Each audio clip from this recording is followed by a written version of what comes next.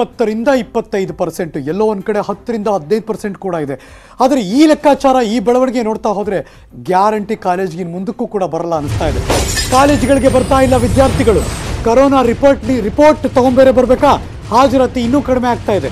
ಕೆಲವು ಕಾಲೇಜುಗಳಲ್ಲಿ ಆನ್ಲೈನ್ ಕ್ಲಾಸ್ಗಳೇ, ಅಂದರೆ ನೇರ ಕ್ಲಾಸ್ಗಳೇ ಬಂದಾಗ್ಬಿಟ್ಟಿದೆ.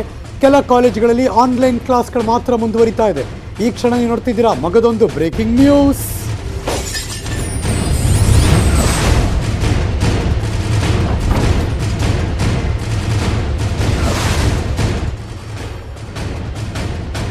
ದಿನದಿಂದ ದಿನಕ್ಕೆ ವಿದ್ಯಾರ್ಥಿಗಳಲ್ಲಿ ಕರೋನಾ ಕೇಸ್ ಹೆಚ್ಚಾಗ್ತಿರುವ ಈ ಬೆಳವಣಿಗೆಯನ್ನು ಗಮನಿಸಿದ್ರೆ ತುಂಬ ಜನ ಆನ್ಲೈನ್ ಕ್ಲಾಸನ್ನು ಪ್ರಿಫರ್ ಮಾಡ್ತಿದ್ದಾರೆ. ಕೆಲವು ಕಾಲೇಜುಗಳಿಂದ ವಿದ್ಯಾರ್ಥಿಗಳ ಮೊಬೈಲ್ಗೆ ಮೆಸೇಜ್ ಹೋಗ್ತಾ ಇದೆ, ನೀವು ಯಾರು ಬರಬೇಡಿ ಕಾಲೇಜ್ಗೆ, ನಿಮ್ಮ ಪಾಡು ನೀವು ಮನೆಯಲ್ಲೇ ಇರಿ ಅಂತ. ನಿನ್ನೆ ವಿಶ್ವೇಶ್ವರಯ್ಯ ಕಾಲೇಜಿನಲ್ಲಿ ಯಾವ ವಿದ್ಯಾರ್ಥಿಗಳು ಇಲ್ಲ. ವಿವಿಯ ಪ್ರೊಫೆಸರ್ KR ವೇಣುಗೋಪಾಲ್ ಸಭೆ ನಡೆಸಿದ್ರು. ಪೋಷಕರ ಜೊತೆ ಪ್ರೊಫೆಸರ್ ವೇಣುಗೋಪಾಲ್ ಕೂಡ ಚರ್ಚೆ ಮಾಡಿದ್ರು. ಕೋವಿಡ್ ರಿಪೋರ್ಟ್ ಬರದ ಕಾರಣಕ್ಕೆ ಮಕ್ಕಳನ್ನು ಶಾಲೆಗೆ ಕಳಿಸ್ತಾ ಇಲ್ಲ ಅಂತ ಪೋಷಕರು ಹೇಳ್ತಿದ್ದಾರೆ. ಸೋಮವಾರದಿಂದ ಕಾಲೇಜಿನ ಆವರಣದಲ್ಲೇ ಕೋವಿಡ್ ಟೆಸ್ಟ್ ಮಾಡ್ತಾರೆ. ಪ್ರಾಯೋಗಿಕ ಕ್ಲಾಸ್ ಕೂಡ ಶುರುವಾಗಲಿದೆ ಎಂಬ ಮಾಹಿತಿ ಕೂಡ ಸಿಕ್ಕಿದೆ.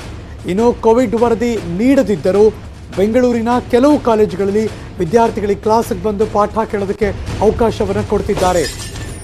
ಕಾಲೇಜಿಗೆ ಸಿಬ್ಬಂದಿಯೂ ಕೂಡ ವರದಿ ತರಬೇಕು ಅನ್ನೋ ಕಡ್ಡಾಯವೇನೂ ಇಲ್ಲ. BBMPಯ ಕೆಲವು ಡಿಗ್ರಿ ಕಾಲೇಜಿನಲ್ಲಿ ಹೀಗೆ ಆಗ್ತಾ ಇದೆ ಅನ್ನೋ ಮಾಹಿತಿ ಸಿಗ್ತಾ ಇದೆ. ಮತ್ತಷ್ಟು ಮಾಹಿತಿಯನ್ನು ಕೊಡೋದಕ್ಕೆ ನನ್ನ ಸಹೋದ್ಯೋಗಿ ಗಂಗಾಧರ್ ವಾಗಟ ನೇರ ಸಂಪರ್ಕದಲ್ಲಿ ಜಾಯಿನ್ ಆಗ್ತಿದ್ದಾರೆ. Good morning Gangadhar ವಾಗಟ. ಆತಂಕ ಅಂತೂ ತಪ್ತಾ ಇಲ್ಲ. ಇನ್ನೊಂದು ಕಡೆ ಕೊರೋನಾ ಕೇಸ್ಗಳು ಜಾಸ್ತಿ ಆಗ್ತಾ ಇದೆ. ಶಿಕ್ಷಣ ಇಲಾಖೆ ಏನು ಕ್ರಮವನ್ನು ತೆಗೆದುಕೊಳ್ಳೋದಕ್ಕೆ ಮುಂದಾಗಿದ್ದಾರೆ? ವಿಶ್ವವಿದ್ಯಾಲಯ ಮುಂದೆ ಏನು ಮಾಡಬೇಕು ಅಂತ ಯೋಚನೆ ಮಾಡ್ತಿದ್ದಾರೆ? ಪೋಷಕರ ಆತಂಕ ಏನು?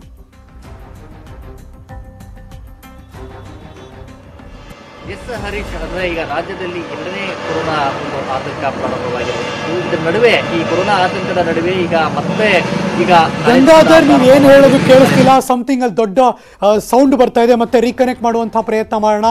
ಕಾಲೇಜು ಆರಂಭವಾಗಿರೋದು ಎಡವಟ್ಟಾಗೋಗ್ತಾ ಅಂತ ಅನಿಸ್ತಾ ಇದೆ. ಏಕೆಂದರೆ ದಿನದಿಂದ ದಿನಕ್ಕೆ ಇಲ್ಲಿ ಕೇಸ್ಗಳು ಹೆಚ್ಚಾಗ್ತಾ ಇದೆ. 123 ಕೇಸ್ 4 ದಿನದಲ್ಲಿ. ನಿನ್ನೆ ಒಂದೇ ದಿನ ಮತ್ತೆ 60 ಜನ ವಿದ್ಯಾರ್ಥಿಗಳು ರಾಜ್ಯಾದ್ಯಂತ, ಅದು ತುತ್ತ ತುದಿ ಬೀದರಿಂದ ಹಿಡಿದು ಈ ತುದಿ ಚಾಮರಾಜನಗರದ ತನಕ, ಕರಾವಳಿಯಿಂದ ಹಿಡಿದು ಕೋಲಾರ ತನಕ ಎಲ್ಲ ಕಡೆ ರಿಪೋರ್ಟ್ಗಳು ದಾಖಲಾಗ್ತಾ ಇದೆ. Let's go back. ನನ್ನ ಸಹೋದ್ಯೋಗಿ ಗಂಗಾಧರ್ ವಾಗಟ ಮತ್ತೆ ನೇರ ಸಂಪರ್ಕದ ಸಿಕ್ಕಿದ್ದಾರೆ. ಗಂಗಾಧರ್ ವಾಗಟ, ನನ್ನ ಧ್ವನಿ ಕೇಳಿಸ್ತಾ ಇದೆ ಅನ್ಕೋತೀನಿ. ಗೋ ಹೆಡ್. ಎಸ್ ಹರೀಶ್, ಅಂದ್ರೆ ಈಗ ರಾಜ್ಯದಲ್ಲಿ ಮತ್ತೆ ಎರಡನೇ ಒಂದು ಕೊರೋನಾ ಭೀತಿ ಪ್ರಾರಂಭವಾಗಿದೆ. ಇದರ ನಡುವೆ ಮತ್ತೆ ಕಾಲೇಜುಗಳು ಏನು ಫೈನಲ್ ಇಯರ್ ಡಿಗ್ರಿ ಕೂಡ ಪ್ರಾರಂಭವಾಗಿದೆ. ಮತ್ತೆ ಆದರೆ ವಿದ್ಯಾರ್ಥಿಗಳ ಪೋಷಕರಲ್ಲಿ ಒಂದು ಆತಂಕ ಮೂಡಿರುವಂತದ್ದು. ಅಂದ್ರೆ ಕಾಲೇಜು ಪ್ರಾರಂಭವಾದ 4 ದಿನದಲ್ಲಿ 123 ವಿದ್ಯಾರ್ಥಿಗಳಲ್ಲಿ ಸೋಂಕು ಕಾಣಿಸಿಕೊಂಡು ಇದು ಒಂದು ದೊಡ್ಡ ಒಂದು ಆಘಾತ, ಅಂದ್ರೆ ಒಂದು ಆತಂಕ ಕೂಡ ಶುರುವಾಗಿರುವಂತದ್ದು. ಮತ್ತೊಂದು ಕಡೆ ಈಗ ಶಿಕ್ಷಣ ಇಲಾಖೆ ಏನಿದೆ, ಮತ್ತೆ ಕಾಲೇಜುಗಳ ಆಡಳಿತ ಮಂಡಳಿ ಇದ್ದಾರೆ, ಎಲ್ಲ ಕೂಡ ಸ್ಯಾನಿಟೈಸ್ ಅಲ್ಲಿ ಬೇಕಾದಂತಹ ಸೋಷಿಯಲ್ ಡಿಸ್ಟೆನ್ಸ್, ವಿದ್ಯಾರ್ಥಿಗಳು ಬಂದ ಸಂದರ್ಭದಲ್ಲಿ ಅವ್ರು ಬೇಕಾದ ಮುನ್ನೆಚ್ಚರಿಕಾ ಕ್ರಮಗಳು ಕೈಗೊಂಡ್ರೂ ಸಹ ವಿದ್ಯಾರ್ಥಿಗಳಲ್ಲಿ ಸೋಂಕು ಕಾಣಿಸಿಕೊಳ್ತಾ ಇರುವಂತದ್ದು. ನಾವೀಗ ನ್ಯಾಷನಲ್ ಕಾಲೇಜಿನ ಮೈದಾನದ ಒಂದು ಕಾಲೇಜಿನ ಮುಂಭಾಗದಲ್ಲಿ ಇದ್ದೇವೆ. ಅಂದ್ರೆ ಈ ಕಾಲೇಜು ಈಗ 4 ದಿನ ಪ್ರಾರಂಭವಾಗಿದೆ. ಇಲ್ಲಿ ಸುಮಾರು 250ಕ್ಕೂ ಹೆಚ್ಚು ಪ್ರಾರಂಭದ ದಿನ ಅಂದ್ರೆ ಬಂದ್ರು. ಬಟ್ ಆದ್ರೆ ಈಗ 2-3 ದಿನಗಳಿಂದ ಕೇವಲ 20-30 ಜನ ಈ ಕಾಲೇಜಿಗೆ ಈಗ ಬರ್ತಾ ಇದ್ದಾರೆ ಅಂತ ಇಲ್ಲಿನ ಆಡಳಿತ ಮಂಡಳಿಯವರು ಹೇಳ್ತಾ ಇರುವಂತದ್ದು. ಯಾಕಂದ್ರೆ ಪೋಷಕರು ಕೂಡ ಕಾಲೇಜಿಗೆ ಹೋಗೋದು ಬೇಡ ಅಂತ ವಿದ್ಯಾರ್ಥಿಗಳಿಗೆ ಹೇಳ್ತಾ ಇದ್ದಾರೆ. ಯಾಕಂದ್ರೆ ವಿದ್ಯಾರ್ಥಿಗಳಲ್ಲಿ ಈಗ ಸೋಂಕಿನ ಲಕ್ಷಣಗಳೇನಿದಾವೆ ಅದು ಕಾಣಿಸಿಕೊಳ್ಳುವಂತಹ ಲಕ್ಷಣಗಳು ಕೂಡ ಜಾಸ್ತಿ ಆಗ್ತಾ ಇದೆ.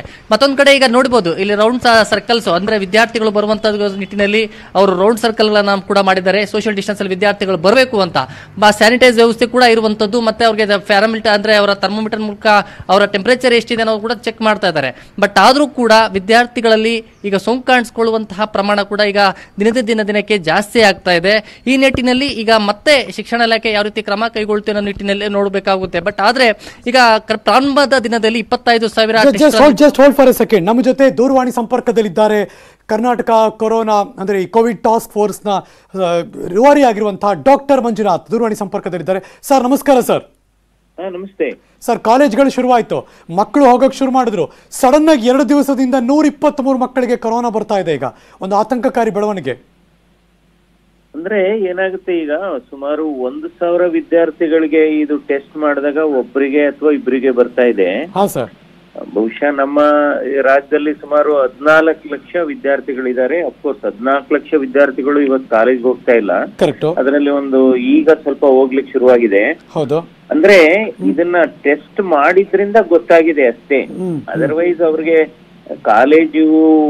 ಕಾಲೇಜಿಗೆ ಬಂದು ಅಥವಾ ಕಾಲೇಜಿಗೆ ಬರ್ತಾ ಇದ್ರಲ್ಲ ಅದರಿಂದ ಕರೋನಾ ಬಂದಿಲ್ಲ, ಆಲ್ರೆಡಿ ಇತ್ತು ಅವ್ರಿಗೆ ಅಷ್ಟೇ. ಅಂದ್ರೆ ಕಾರಣ ಕಾಲೇಜ್ ಓಪನ್ ಆಯ್ತು ಅಂತ ಅವ್ರಿಗೆ ಬಂದಿಲ್ಲ ಅನ್ನೋ ಅರ್ಥನಾ ಸರ್ ಇದು?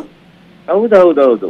ಯಾಕೆಂದ್ರೆ ಈಗ ಕಾಲೇಜು ಓಪನ್ ಆಗುವಾಗ ಏನು ಇನ್ಸಿಸ್ಟ್ ಮಾಡ್ತಾ ಇದಾರೆ, ನೀವು COVID-19 ಟೆಸ್ಟ್ ರಿಪೋರ್ಟ್ ಮಾಡಿಸ್ಕೋಬೇಕು ಅಂತ ಹೇಳ್ತಾ ಇದ್ರೆ, ಹಂಗಾಗಿ ಗೊತ್ತಾಗಿದೆ. ಸೊ ಈಗ ಕಾಲೇಜು ಪ್ರಾರಂಭ ಆಗಿ ಎಷ್ಟೊಂದು 3-4 ದಿವಸ ಆಗಿದೆ ಅಷ್ಟೇ ಅಲ್ವಾ? ಹೌದು. ಸೊ ಅದರಿಂದ ವಿದ್ಯಾರ್ಥಿಗಳು ಮುನ್ನೆಚ್ಚರಿಕೆ ವಹಿಸಿ ಈಗ ಕಾಲೇಜಲ್ಲೂ ಕೂಡ ಅವರು ಅಧ್ಯಾಪಕ ವರ್ಗ ಆಗ್ಬೋದು ಅಥವಾ ಬೇರೆ ಸಿಬ್ಬಂದಿ ವರ್ಗ ಅವ್ರಿಗೂ ಟೆಸ್ಟ್ಗಳು ಆಗ್ತಾ ಇದೆ. ಬಹುಶಃ ಮುನ್ನೆಚ್ಚರಿಕೆ ವಹಿಸ್ಕೊಂಡು ಈ ಕಾಲೇಜುಗೆ ವಿದ್ಯಾರ್ಥಿಗಳು ಹೋಗ್ಬೇಕು. ಅದ್ರ ಬಗ್ಗೆ ಇದುವರೆಗೂ ಭಾವನೆ ಸರ್ ಆತಂಕ ಏನು ಅಂದ್ರೆ ಈಗ ಪೇರೆಂಟ್ಸ್ ಗಳಿಗೆ ನಮ್ಮ ಮನೇಲಿ ಮಕ್ಕಳು ಸೇಫ್ ಆಗಿದ್ರು, ಕಾಲೇಜಲ್ಲೂ ಸೇಫ್ ಆಗಿದ್ದಾರೆ ಅಂತಾನೆ ಅನ್ಕೊಳ್ಳೋಣ. ಈ ಮಧ್ಯೆ ಟ್ರಾವೆಲ್ ಟೈಮ್ ಇದೆಯಲ್ಲ ಸರ್, ಬಸ್ ಅಲ್ಲೋ ಪ್ರೈವೇಟ್ ವೆಹಿಕಲ್ ಅಲ್ಲೋ ಅಥವಾ ಪಬ್ಲಿಕ್ ಟ್ರಾನ್ಸ್ಪೋರ್ಟ್ ಇಲ್ಲೆಲ್ಲೋ ಎಡವಟ್ಟಾಗ್ತಾ ಇದೆಯೋ ಆತಂಕ ಕೂಡ ಇದೆ ಸರ್ ಇನ್ನೊಂದ್ ಕಡೆ. ಅದೇ ಸರಿ, ಅದಕ್ಕೋಸ್ಕರ ಬಟ್ ಅಗೇನ್ ನಾನು ಕ್ಲಾರಿಫೈ ಮಾಡ್ತೀನಿ, ಇದು ಕಾಲೇಜ್ಗೆ ಹೋಗಿ ಬಂದಿಲ್ಲ, ಅದು ಕೆಲವರಿಗೆ ಎಸಿಂಪ್ಟಮ್ಯಾಟಿಕ್ ಆಗಿದ್ರು ಕೆಲವರೆಲ್ಲ, ಇದು ಟೆಸ್ಟ್ ಮಾಡ್ತಾ ಇದಾರಲ್ಲ ಹಾಗಾಗಿ ಗೊತ್ತಾಗಿದೆ. ಒಂದು. ಎರಡನೇದು ನೀವ್ ಹೇಳ್ದಾಗೆ ಟ್ರಾವೆಲ್ ಮಾಡುವಾಗ ಬಸ್ಸಸ್ ಅಲ್ಲಿ ಹೋಗುವಾಗ ಪಬ್ಲಿಕ್ ಟ್ರಾನ್ಸ್ಪೋರ್ಟ್ ಅಲ್ಲಿ ಹೋಗುವಾಗ ಬರ್ಬಾರ್ದು. ಅದಕ್ಕೋಸ್ಕರ ಮಕ್ಕಳು ವಿದ್ಯಾರ್ಥಿಗಳು ಕಟ್ಟುನಿಟ್ಟಾಗಿ ಮಾಸ್ಕ್ ಅನ್ನ ಧರಿಸ್ಕೋಬೇಕು, ಬಹಳ ಇಂಪಾರ್ಟೆಂಟ್. ಸದ್ಯಕ್ಕೆ 95% ಪ್ರಿವೆಂಟ್ ಮಾಡಬಹುದು ನಾವು ಮಾಸ್ಕ್ ನ ಸರಿಯಾಗಿ ಹಾಕೋಬೇಕು. ನಂತರ ಶಾಲೆ ಅಥವಾ ಕಾಲೇಜ್ಗೆ ಹೋದಂತ ವಿದ್ಯಾರ್ಥಿಗಳಿಗೆ ಗುಂಪಾಗಿ ಹೋಗ್ಬಾರ್ದು, ಕ್ಲಾಸ್ ಹೋಗ್ಬೇಕು, ಅವರು ಕ್ಲಾಸಸ್ ಆದ್ಮೇಲೆ ನೇರವಾಗಿ ಮನೆಗೆ ಹೋಗ್ಬೇಕು. ಅಥವಾ ಇದು ಐಸ್ ಕ್ರೀಮ್ ತಿನ್ನೋದಕ್ಕೆ ಗುಂಪು ಸೇರ್ಕೊಳ್ಳೋದು ಅಥವಾ ಚಾಟ್ ತಿನ್ನೋದಕ್ಕೆ ಗುಂಪು ಸೇರೋದು ಅಥವಾ ಈ ಬೇಕರಿ ಹತ್ರ ಹೋಗಿ ಗುಂಪು ಸೇರೋದು ಅದೆಲ್ಲ ಬಿಟ್ಬೇಕಷ್ಟೇ, ಅಟ್ಲೀಸ್ಟ್ 1-2-3 ತಿಂಗಳು. ಸರ್ ನಾವೆಲ್ಲ ಈ ಸರ್ಫೇಸ್ ಇಂದ ನಮಗೆ ಕರೋನಾ ಬರುತ್ತೆ ಅಂತ ಬಹಳ ಎಚ್ಚರಿಕೆಯಿಂದ ಇರಬೇಕು ಅಂತಿದ್ವಿ. ಅದಕ್ಕಿಂತ ತುಂಬಾ ಡೇಂಜರ್ ಅಂದ್ರೆ ಈ ಗಾಳಿಯಲ್ಲಿ ನಾವು ಅದನ್ನ ಕರೋನಾ ಹರಡ್ತಾ ಇದೆ ಅನ್ನೋದನ್ನ ಗಮನಿಸ್ತಾನೆ ಇಲ್ಲ ಅನ್ಸುತ್ತೆ ಸರ್. ಅಂದ್ರೆ ಏನಾಗುತ್ತೆ ಈಗ ಮೇಜರ್ ಅಂದ್ರೆ ಮಾತಾಡೋದ್ರಿಂದ ಇನ್ನೊಬ್ಬರಿಗೆ ಮಾಸ್ಕ್ ಹಾಕದೇ ಇರೋದ್ರಿಂದ ಅದು ತುಂಬಾ ಎಫೆಕ್ಟ್ ಆಗ್ತಿದೆ ಅಂತ ಗಮನಿಸ್ತಿಲ್ವೇನೋ? ಈಗ ಅದೇನೆ, ಈಗ ಅಲ್ಟಿಮೇಟ್ಲಿ ಏನಾಗುತ್ತೆ, ಮಾಸ್ಕ್ ಹಾಕೋಬೇಕು, ವಿದ್ಯಾರ್ಥಿಗಳು ಹಾಕೋಬೇಕು, ಎಲ್ಲ ಸಾಮಾನ್ಯ ಜನರು ಹಾಕೋಬೇಕು. ಈಗೇನಾಗಿದೆ, ಜನರಲ್ಲಿ ಈಗ ಕಳೆದ 4-5 ವಾರದಿಂದ ಕಡಿಮೆ ಆಗ್ತಾ ಇದೆ ಅಂತ ಒಂದು ಸಂತಸ ಇರೋದು ನಿಜ. ಆದ್ರೆ ಈಗ ಮೈ ಮರಿಬಾರ್ದು. ಬಹುಶಃ ಈ ಚಳಿಗಾಲ ಇರೋದ್ರಿಂದ ಮತ್ತು ಈ ಕರೋನಾ ನಾವು ಅದರದ್ದು ಇತಿಹಾಸ ನೋಡಿದ್ರೆ, ಇಟಾಲಿ, ಫ್ರಾನ್ಸ್ ಅಥವಾ ಬ್ರಿಟನ್ ಇದ್ರ ಇತಿಹಾಸ ನೋಡಿದ್ರೆ, ಸೊ ಕಡಿಮೆ ಆದ ಸುಮಾರು 2-3 ತಿಂಗಳಲ್ಲಿ ಸೆಕೆಂಡ್ ವೇವ್ ಎಲ್ಲ ಬರಕ್ ಶುರುವಾಗಿದೆ.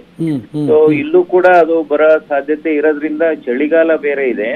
ಸೊ ಇವಾಗ ನಾವು ಮುನ್ನೆಚ್ಚರಿಕೆ ವಹಿಸ್ಬೇಕು. ಮಾಸ್ಕ್ ಕಂಪಲ್ಸರಿ, ಅವಶ್ಯಕತೆ ಇದ್ರೆ ಮಾತ್ರ ಗುಂಪು ಸೇರ್ಬೇಕಷ್ಟೇ, ಜಾಸ್ತಿ ಅದರಲ್ಲೂ ಜಾಸ್ತಿ ಟೈಮ್ ಕಳಿಬಾರ್ದು. ಸೊ ವಿದ್ಯಾರ್ಥಿಗಳು ಐ ಥಿಂಕ್ ಧೈರ್ಯದಿಂದ ಹೋಗ್ಬೇಕು, ಏನಾಗೋದಿಲ್ಲ. ಸರ್ ಇದುವರೆಗೆ ಮಾತಾಡ್ತಿದ್ವಿ, ಅರಿವು ಮೂಡಿಸುವಂತ ಪ್ರಯತ್ನ ನಡಿಬೇಕು ಅಂತ. ಡ್ಯೂ ರಿಯಲಿ ಫೀಲ್ ಸರ್ ಈ 9 ತಿಂಗಳಾಗ್ತಾ ಬಂತು, ಇನ್ನೂ ಅರಿವು ಬೇಕು, ಇನ್ನೂ ಇದ್ರ ಬಗ್ಗೆ ನಾವು ಹೇಳಬೇಕು ಅಂತ ಅನ್ಸುತ್ತಾ ಸರ್? ಅಥವಾ ಇದು ಅಸಡ್ಡೆ ಮಾಡ್ಬಿಟ್ಟಿದಾರ ಜನ, ಈಗ ಮತ್ತೆ ನಾರ್ಮಲ್ ಲೈಫ್ ಬಂದ್ಬಿಟ್ಟಿದೀವಿ ಬಿಡು ಇನ್ನೇನಾಗುತ್ತೆ ಅನ್ನುವ ಆಲೋಚನೆಗೆ ಬಂದ್ಬಿಟ್ಟಿದಾರ ಸರ್? ಅಲ್ಲ, ಕೆಲವ್ರ ಬಂದಿದ್ದಾರೆ, ನೀವ್ ಹೇಳದ್ ನಿಜ. ಕೆಲವು ನಾವು ದಾರಿನಲ್ಲಿ ಪ್ರಯಾಣ ಮಾಡುವಾಗ ನೋಡಿದೀವಲ್ಲ, ಸುಮಾರು ಜನ ಸರಿಯಾಗಿ ಮಾಸ್ಕ್ ಹಾಕಲ್ಲ. ಆಮೇಲೆ ನಮ್ಮವ್ರು ಏನ್ ಮಾಡ್ತಾರೆ, ಮಾಸ್ಕ್ ಹಾಕಿರ್ತಾರೆ, ಮಾತಾಡುವಾಗ ತೆಗೆದು ಬಿಡ್ತಾರೆ. ಅದು that is not correct. So ಆ ಸಂದರ್ಭದಲ್ಲೇ ಮಾಸ್ಕ್ ಬೇಕಾಗಿರೋದು. ಕರೆಕ್ಟ್. ಸೊ ನಂತರ ಸರಿಯಾಗಿ ಮಾಸ್ಕ್ ಹಾಕೋಬೇಕು. ಆಮೇಲೆ ಇನ್ನೂ 3-4 ತಿಂಗಳು ಎಚ್ಚರ ವಹಿಸ್ಬೇಕು. ಇದು ಇನ್ನೂ ಲಸಿಕೆ ಬರೋದು ಇನ್ನು 2 ತಿಂಗಳಾಗ್ಬೋದು, 3 ತಿಂಗಳಾಗ್ಬೋದು. ಆಮೇಲೆ ಲಸಿಕೆ ಬಂದ ತಕ್ಷಣ ಎಲ್ಲಾರ್ಗು ಏಕಾಏಕಿ ಒಂದೇ ದಿವಸ ಅಥವಾ ಒಂದೇ ತಿಂಗಳಲ್ಲಿ ಆಗೋದಿಲ್ಲ ಸರ್. ಎನ್ಫೋರ್ಸ್ಮೆಂಟ್ ಮಾಡಿದ್ರೆ ಅಂದ್ರೆ ಮಾಸ್ಕ್ ಹಾಕೊಂಡ್ರೆ ಇಷ್ಟು ದುಡ್ಡು ಫೈನ್ ಹಾಕ್ತೀವಿ ಅಂತ ಮಾಡಿದ್ರೆ ಅದಕ್ಕೆ ಅಪೋಸ್ ಆಗುತ್ತೆ. ಈಗ ದೆಹಲಿಯಲ್ಲಂತೂ 2,000 ರೂಪಾಯಿ ಹಾಕಾಯ್ತು, ಅಹಮದಾಬಾದಲ್ಲಂತೂ ಲಾಕ್ ಡೌನ್ ಮಾಡಾಯ್ತು. ಮತ್ತೇನಾದ್ರೂ ಆ ಥರದ ಬೆಳವಣಿಗೆ ಬಂದ್ಬಿಡ್ತೀವ ನಾವು ಅಂತ ಭಯ ಕೂಡ ಇದೆ ಸರ್ ಇನ್ನೊಂದ್ ಕಡೆ. ಅದಕ್ಕೆ ಈಗ ಬರೀ ಎಲ್ಲಾ ನಾವು ಮಾರ್ಗಸೂಚಿ ಅಥವಾ ಕಾನೂನು ಮೂಲಕನೇ ಆಗೋದಿಲ್ಲ, ಜನರ ಸಹಕಾರ ಮುಖ್ಯ ಆಕ್ಚುಲಿ. ಸೊ ಸರ್ಕಾರದ ಜೊತೆ ಜನರ ಸಹಕಾರ ಮುಖ್ಯ, ಅವರ ತಿಳುವಳಿಕೆ ಮುಖ್ಯ, ಕಮ್ಯುನಿಟಿ ಇದು ಅಂಡರ್ಸ್ಟ್ಯಾಂಡಿಂಗ್ ಬಹಳ ಮುಖ್ಯ ಇದರಲ್ಲಿ. ಸರ್ ಆನ್ಲೈನ್ ಕ್ಲಾಸಸ್ಸು ಸಿಟಿಗಳಿಗೆ ಓಕೆ ಸರ್, ಆದರೆ ಹಳ್ಳಿ ಜನ ಇಲ್ಲ ಅದು ಕಷ್ಟ ಆಗುತ್ತೆ ಅಂತ ಅವ್ರು ಹೇಳ್ತಾರೆ. ಈಗ ಸ್ಕೂಲ್ಗೆ ಹೋದ್ರೆ ಕಾಲೇಜ್ಗೆ ಹೋದ್ರೆ ಈ ಪ್ರಾಬ್ಲಮ್ ಆಗ್ತಾ ಇದೆ. ಎನಿ ಸಜೆಷನ್ ಸರ್ ಟೀಚರ್ಸ್ಗಾರಿ ಮಕ್ಳಿಗಾಗ್ಲಿ ಅಥವಾ ಪೇರೆಂಟ್ಸ್ಗೆ ನಿಮ್ಮ ಕಡೆಯಿಂದ? ಎಲ್ಲ ಅದೇನೆ, ಎಲ್ಲೆಲ್ಲಿ ಆನ್ಲೈನ್ ಸಾಧ್ಯ ಅದು ಆನ್ಲೈನು ಮಾಡ್ಕೋಬಹುದು, ಬಟ್ ಹೋಗ್ಬೋದು. ಇನ್ನು ಪ್ರಾಬಬ್ಲಿ ಈಗ ಪಾಸಿಟಿವಿಟಿ ರೇಟ್ 1% ಇದೆ ನಮ್ ಸ್ಟೇಟ್ ಅಲ್ಲಿ. ಪಾಸಿಟಿವಿಟಿ ರೇಟ್ 1% ಇದ್ದಾಗ ಸೇಫ್ ಆಗಿ ಹೋಗ್ಬೋದು, ಬಟ್ ಮುನ್ನೆಚ್ಚರಿಕೆ ಕ್ರಮ ಬಹಳ ಮುಖ್ಯ, ಮೈ ಮರಿಬಾರ್ದು. ಹಳ್ಳಿಗಾಡಿನ ಜನರಲ್ಲಿ ಏನಾಗಿದೆ, ಅಲ್ಲಿ ಗ್ರಾಮೀಣ ಪ್ರದೇಶದಲ್ಲಿ ಇದಿಲ್ಲ, ಆನ್ಲೈನ್ ಕಷ್ಟ, ಎಲ್ಲಾರ್ಗು ಅದು ಅಕ್ಸೆಸಿಬಿಲಿಟಿ ಇಲ್ಲ. ಅದಿದ್ರೂ ಕೂಡ ಅದನ್ನ ಯೂಸ್ ಮಾಡ್ಲಿಕ್ಕೆ ಸಮಸ್ಯೆ ಇದೆ. ಅಲ್ಲಿ ಕ್ಲಾಸಸ್ ಅದೇ ಇದೆಲ್ಲ ಮುನ್ನೆಚ್ಚರಿಕೆ ಫಾಲೋ ಮಾಡ್ಕೊಂಡು ಮಾಡ್ಬೋದು. ಐ ಥಿಂಕ್ ಜನ ಅಂದ್ರೆ ಚಿಕ್ಕ ಮಕ್ಳದ್ ಇನ್ನು ವೇಟ್ ಮಾಡ್ಬೇಕು, ಪರ್ಟಿಕ್ಯುಲರ್ಲಿ LKG UKG ಪ್ರಾಥಮಿಕ ಶಾಲೆ ಇದೆಯಲ್ಲ, ಅದನ್ನ ಇನ್ನು ಕಾಯ್ಬೇಕಾಗುತ್ತೆ. 1-2 ತಿಂಗಳು ಕಾಯೋದ್ ಬೆಟರ್. ಕಾಲೇಜು ಅಂದ್ರೆ ಸ್ವಲ್ಪ ಅವ್ರಿಗೆ ಮಕ್ಕಳಿಗೆ ತಿಳುವಳಿಕೆ ಇರುತ್ತೆ, ಸ್ವಲ್ಪ ಅವ್ರಿಗೆ ಜವಾಬ್ದಾರಿ ಇರುತ್ತೆ, ಅವರು okay. Yes sir, thank you so much sir. News 18 ಜೊತೆ ಮಾತಾಡಿದ್ದಕ್ಕೆ. ಟಾಸ್ಕ್ ಫೋರ್ಸ್ನ ಮುಖ್ಯಸ್ಥರು ಡಾಕ್ಟರ್ ಮಂಜುನಾಥ್ ಅವರು. ಇನ್ನೂ ಹುಷಾರಾಗಿರಬೇಕು, ಅವೇರ್ನೆಸ್ ಇನ್ನೂ ಇದೆ, ಬಟ್ ಅದನ್ನು ನೆಗ್ಲೆಕ್ಟ್ ಎಲ್ಲೂ ಮಾಡಬೇಡಿ ಅಂತ ಕಿವಿ ಮಾತನ್ನು ಹೇಳಿದ್ದಾರೆ. ಕೊರೋನಾ ಟೈಮ್ನಲ್ಲಿ ಹಾಸ್ಟೆಲ್ಗಳಲ್ಲಿ ಒಳ್ಳೆ ಊಟ ಕೊಡ್ತಿದ್ದಾರೆ. ಬೆಂಗಳೂರು ವಿಶ್ವವಿದ್ಯಾಲಯದ ಹಾಸ್ಟೆಲ್ಗಳಲ್ಲಿ ಮೆನು ಫುಲ್ ಚೇಂಜ್. ಊಟದ ಜೊತೆ ಈಗ ಮೊಟ್ಟೆ, ಕಷಾಯ, ಮೋಸಂಬಿ, ಬಾಳೆಹಣ್ಣು ಎಲ್ಲವನ್ನು ಕೂಡ ಸಪ್ಲೈ ಮಾಡ್ತಿದ್ದಾರಂತೆ. Breaking news.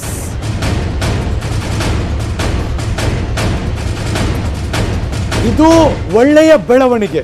ಇದುವರೆಗೆ ಯಾವಾಗಲೂ ಕಂಪ್ಲೇಂಟ್ ಆಗ್ತಾ ಇರುತ್ತೆ, ಊಟ ಚೆನ್ನಾಗಿಲ್ಲ ಹಾಸ್ಟೆಲ್ನಲ್ಲಿ, ಇದ್ಯಾವುದು ಟೇಸ್ಟ್ ಆಗಿಲ್ಲ, ಇದ್ಯಾವುದು ಪೌಷ್ಟಿಕತೆಯಿಂದ ಕೂಡಿಲ್ಲ ಅಂತ. ಆದರೆ ಈ ಕರೋನಾ ಟೈಮ್ನಲ್ಲಿ ಹಾಸ್ಟೆಲ್ ಶುರುವಾಯಿತು. ಬೆಂಗಳೂರು ವಿಶ್ವವಿದ್ಯಾಲಯದ ಹಾಸ್ಟೆಲ್ಗಳಲ್ಲಿ ಮೆನು ಚೇಂಜ್ ಆಯಿತು. ಊಟದ ಜೊತೆ ಇದೀಗ ಮೊಟ್ಟೆ ಕೊಡ್ತಿದ್ದಾರೆ, ಕಷಾಯ ಕೊಡ್ತಿದ್ದಾರೆ, ಮೋಸಂಬಿ, ಬಾಳೆಹಣ್ಣುಗಳನ್ನು ಕೊಡ್ತಿದ್ದಾರೆ. ಊಟ ಆದಮೇಲೆ ಕಷಾಯ ಕುಡಿಬೇಕು. ಪ್ರೊಫೆಸರ್ KR ವೇಣುಗೋಪಾಲ್ ಇದಕ್ಕೆ ಆದೇಶವನ್ನು ಕೂಡ ಮಾಡಿದ್ದಾರಂತೆ. ಗುಡ್, ಒಳ್ಳೆ ಬೆಳವಣಿಗೆ.